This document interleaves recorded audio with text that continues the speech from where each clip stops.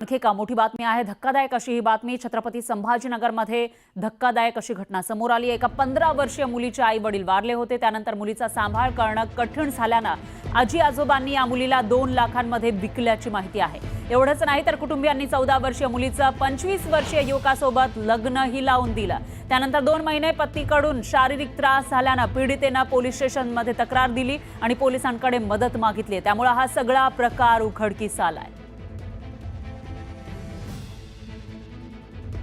धक्कादायक अशी ही घटना घडलेली आहे। संभाजीनगरमध्ये एक अल्पवयीन मुलगी, तिचे आई वडील वारलेले होते आणि त्याच्यानंतर तिचा सांभाळ करणं कठीण झाल्यानं तिच्या आजी आजोबांनी या मुलीला 2 लाखांमध्ये विकल्याची माहिती समोर येते आणि तिचं 25 वर्षाच्या युवकासोबत लग्नही लावून दिलं आणि त्यानंतर 2 महिने पतीनं शारीरिक त्रास या मुलीला दिलेला होता आणि जेव्हा त्रास सहन झाला नाही त्यावेळेला पीडितेने पोलिसात धाव घेतली, तिथं तक्रार केली आणि त्यानंतर हा सगळा धक्कादायक असा प्रकार समोर आलाय।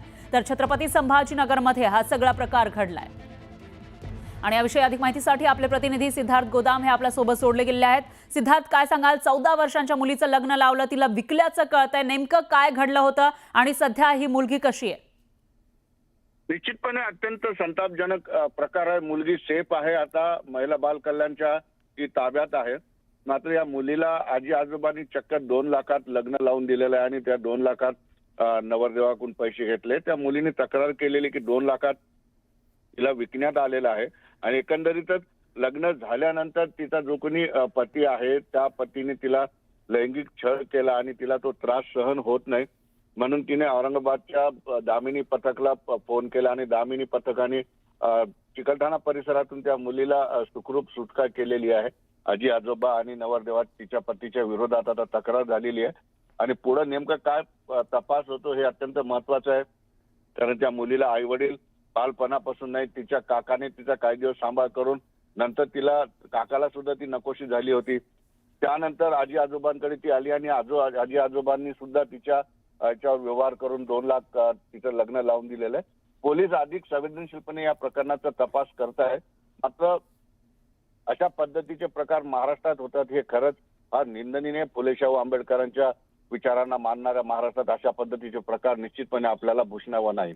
निश्चितच त्यामुळे भय इथलं संपत नाही असंच म्हणावं लागेल। मुलींच्या बाबतीमध्ये, महिलांच्या बाबतीमध्ये जे काही आता या समस्या समोर येत आहेत, धक्कादायक असे प्रकार समोर येत आहेत। आणखी एक प्रश्न सिद्धार्थ, हे सगळं झालेलं आहे पण आतापर्यंत ती मुलगी कुठे होती आणि त्याच्यानंतर तिचा जो पती आहे जिला विकलेलं होतं त्याच्यावर काही कारवाई करण्यात आली आहे का? निश्चितपणे यामध्ये तिचे आजी आजोबा ज्याने त्यासोबत लग्न केलं 2 लाख रुपये विकत घेऊन त्याच्यावर सुद्धा अत्यंत कडक कलम लावण्यात आलेले। पोस्कोचा सुद्धा त्यामध्ये उल्लेख आहे। बलात्कार। सिद्धार्थ, थोडंसं थांबवते मी। विद्या चव्हाण आपल्या सोबत जोडल्या गेलेल्या आहेत, त्यांच्याकडे आपण जाऊयात। विद्याताई, एकतर बलात्काराच्या घटना आपल्या समोर येत असताना दुसरीकडे आता एका 14 वर्षीय मुलीला तिच्याच आजी आजोबांनी विकल्याचं कळतंय आणि त्याच्यानंतर आता कुठे ती समोर आली आहे, तिने तक्रार केलेली आहे। तुमची काय प्रतिक्रिया? नाही, हे भयंकर चाललंय। म्हणजे महाराष्ट्रात आता सगळीकडे असंच बोलणं चाललंय की हा पुरोगामित्व महाराष्ट्राचं नष्ट होत चाललंय का? तर त्याचं हे आणखीन उदाहरण आहे की इथे ह्या प्रकारे अत्याचाराच्या घटना मुलींच्या बाबतीत आता जोगेश्वरीला पण एका मुलीवरती 12 वर्षाच्या मुलीवरती 5 जणांनी रेप केलाय। काय चाललंय काय हे? म्हणजे आपले पोलीस करतायत काय? पोलीस दल करताय काय? आणि तुम्ही म्हणताय इथे तर या मुलीला आजी आजोबांनी विकून टाकलं। म्हणजे मुलगी म्हणजे एखादी काय वस्तू वगैरे आहे का काय वापरायची? हे सगळं गृहमंत्र्यांनी याचा ताबडतोब दखल घेतली पाहिजे। नुसते कायदे कडक करून चालणार नाहीये। पोलीस दलाचा धाक राहिलेला नाही लोकांवर। अशा लोकांना ताबडतोब ताब्यात घेऊन म्हणते नुसतं पोलिसांच्या स्वाधीन नाही, लोकांच्या स्वाधीन करा।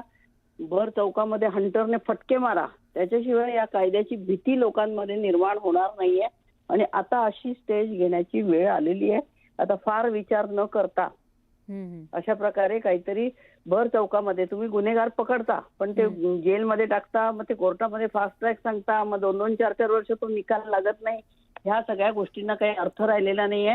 गुन्हेगारांवरती वचक बसावा, तो कायद्याचा वचक, पोलिसांचा वचक राहिलेला नाहीये आणि त्यामुळे अशी काहीतरी कडक शिक्षा करणं आवश्यक आहे आणि तिचा विचार झाला पाहिजे। आपण शक्ती कायदा आणणार होतो, तो शक्ती कायदा सुद्धा 4-5 वर्ष केंद्राकडे पडून राहिला, पण आता तो यांनी रद्द करून टाकलेला आहे. त्यामुळे हे सगळं जे आहे हे भयंकर भयंकर महिलांच्या मुलींच्या विद्याताई, अत्याचाराच्या कडे कानाडोळा करते सरकार, असंच मला म्हणायचं. तुमचा मुद्दा लक्षात आला आहे. धन्यवाद तुम्ही दिलेल्या या प्रतिक्रियेसाठी.